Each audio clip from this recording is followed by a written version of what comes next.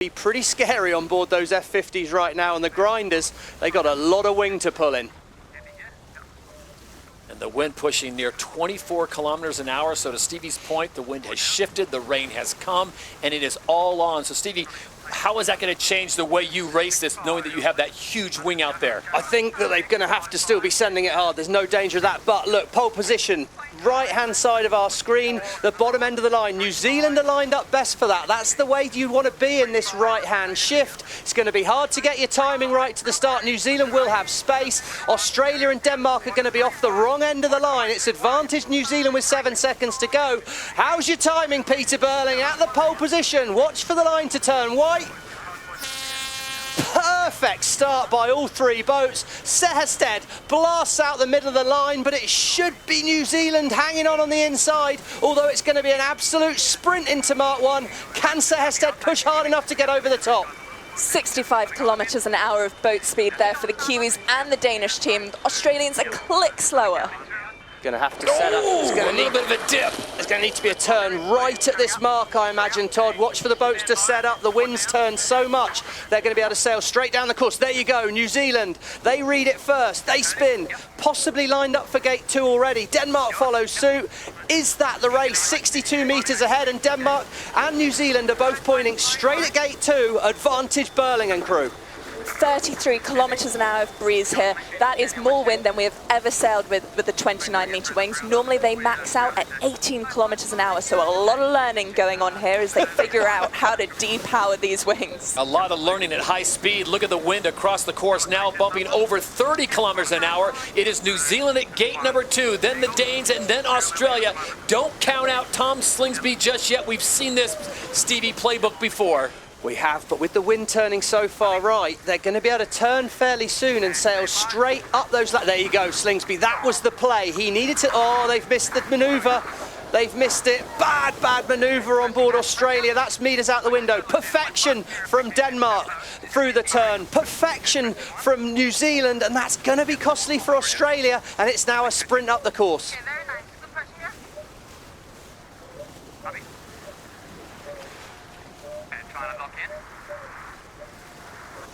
Good recovery by the Australians. New Zealand out in front, then Denmark, then Australia. Good recovery, but that's a lot of distance lost very quickly. Still seeing 25 kilometers an hour of pressure out there. Apparent wind speed is up to 70 kilometers an hour. That's huge for the 29-meter wings.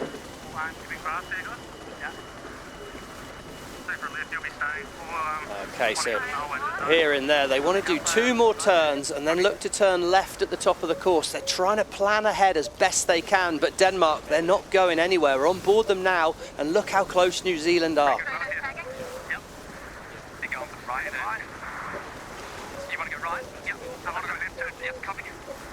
All the boats are looking for a left turn here, so we can expect 2 more manoeuvres from all the crews. Denmark first to spin. Look how close they are. New Zealand match, and we see the gate to the left-hand side here. It's all going to be about accuracy of manoeuvres. It was a better manoeuvre by New Zealand that time. Advantage Burling and crew. 1 more turn to go before they get to gate number 3. This is leg 3 of 7. This is the final. New Zealand, Denmark, and Australia going 1, 2, and 3. The Aussies still trying to recover from that bad maneuver as they came around gate number 2. But the Kiwis look to be the smoothest, and don't count out Denmark. And Nikolai Sehested, their maneuvers, Stevie, have been spot on. Well, they're keeping New Zealand honest, but the last 2 manoeuvres New Zealand are tidied up.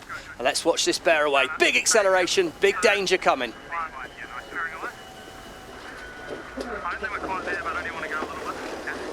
Oh, it made it look like a cakewalk, didn't it? Nothing.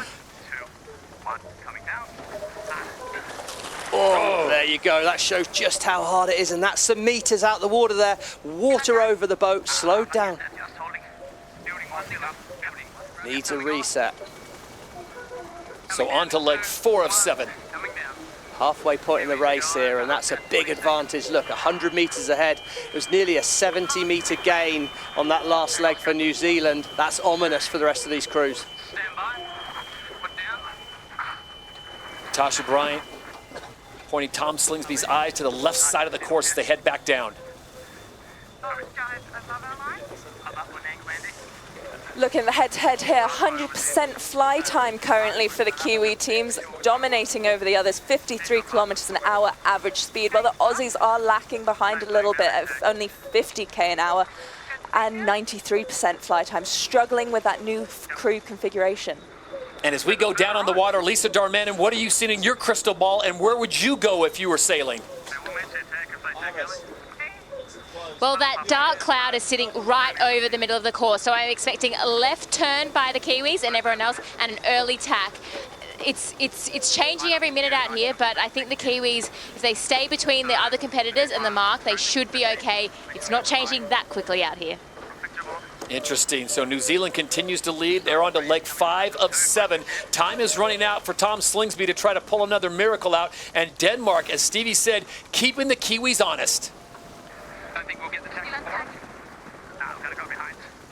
Australia attack. Yeah, copy. Well, it's really, really tight. 12 seconds is a good lead at this stage. Slingsby aggressive, as we'd expect. First to spin away.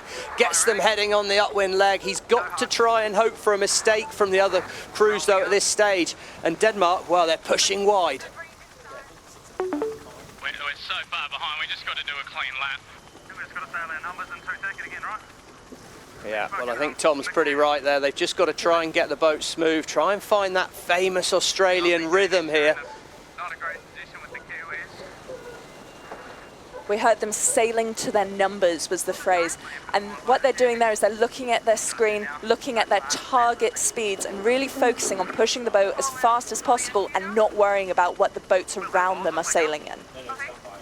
And I think that's a very true for New Zealand as well as the Australian boat. There's a big lead at this point, 115 metres. Denmark's keeping them on a bit of a string. It's not extended for the last 2 legs, but Pete Burling and the New Zealand crew are starting to sail their own race rather than worry about the boats behind, and that is when this New Zealand crew's at their most dangerous. On leg 5 of 7, let's put this into context. New Zealand came into this regatta before it even started down 4 points because of contact with the USA in practice, and here they are 100 meters clear of Denmark in second place on their way to a possible win. Context is unbelievable, Todd. I mean, there's so much pressure. They only had 4 races to make those points up as well. But don't you wait. Nikolai Sehested won't be giving up just yet. And as Lisa said, if that rain cloud's right overhead, there's every chance the breeze could still yet turn off. Anything could happen, so they're going to need to stay fast, but they are. Look at the speed they've got. Ride height on the left-hand side. They're not flying the boat super high out of the water, but they are safe. As they approach the near gate at gate number 5, that's the first fan-owned SailGP team built on near, representing Caribbean and Bermuda. Open subscriptions this week. There's an opportunity for all fans to become a team owner.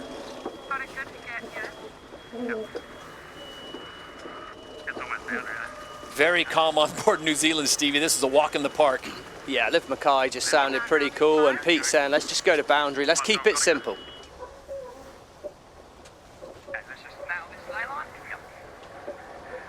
Not go too early either, because then we'll have to do 2 in the end. Exactly. Getting lighter.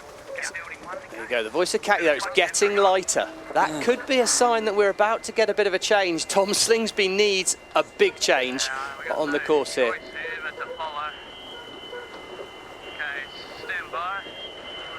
a bit of a dejected voice of Tom Slingsby there, but he's right to follow at this stage. We've still got time left. Should things change, he's got to keep doing the right things. Come on, let's try and get a nice wide rounding. It's going to be a real tight layout. Yeah, copy. 77.1 kilometers an hour top speed so far for this race. It's done by the Kiwis. That's quite impressive for a 29-meter wing with so much drag. There's so much surface area of this thing. It should be slowing them down in these conditions. And who would have thought they'd be hitting those speeds on Friday when we were looking at the forecast, and here they are. And look at the distance, over 250 meters. New Zealand way out in front, leg 6 of 7, 1 more leg, and the Kiwis will take it all. Well, there's not far to go now, Todd. They've just got to spin it round. Pete said it wasn't easy to get straight to the finish, but they're right in front of the fans, and I think they're going to have done it here. There's the finish line. I'm just sailing the angle I have to. So despite being down 4 points to start the regatta, it is New Zealand SailGP that comes to Singapore and walks away with a victory.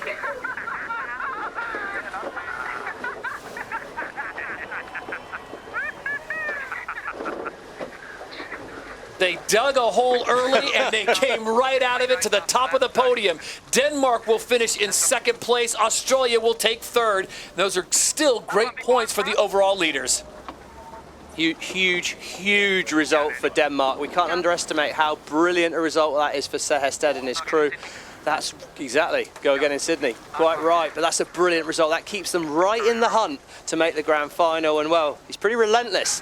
Tom Slingsby in Australia, they lost one of their key players in Carl Langford. Ed Powers, super sub, stepped in, and well, yeah, Tom sounded a bit dejected in the race, but to pull out a third when you're bringing in your subs, that's pretty ominous for the other teams. Well, what a showing as SailGP makes their first foray into Southeast Asia for event number 8 of season 3. It's the Singapore Sail Grand Prix.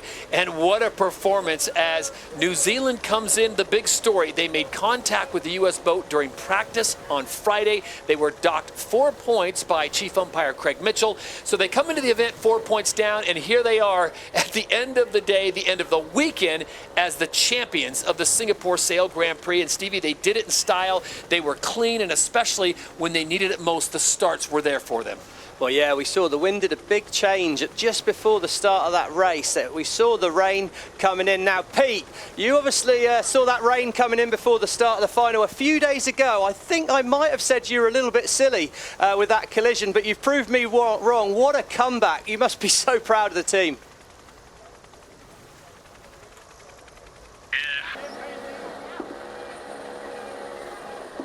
So New Zealand gets the moment, and now the bubbly comes on board. And Stevie, I tell you what, after what they've been through getting here and the forecast that we got about low wind and the course is going to be possibly shortened and down to 4, to this moment, they get the trophy, they get the bubbly, and it is all on now. Yeah, well, they've always impressed me with their champagne skills, I must say. They do seem pretty good at that, and yeah, I mean, what a moment, what a comeback. They had to deal with the pressure.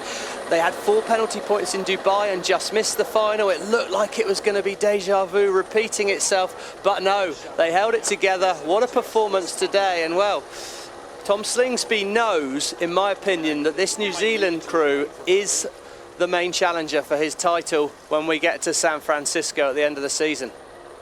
Yeah, they do look like they know what they're doing out there, Emily, like they've been here before, and they make it look pretty easy.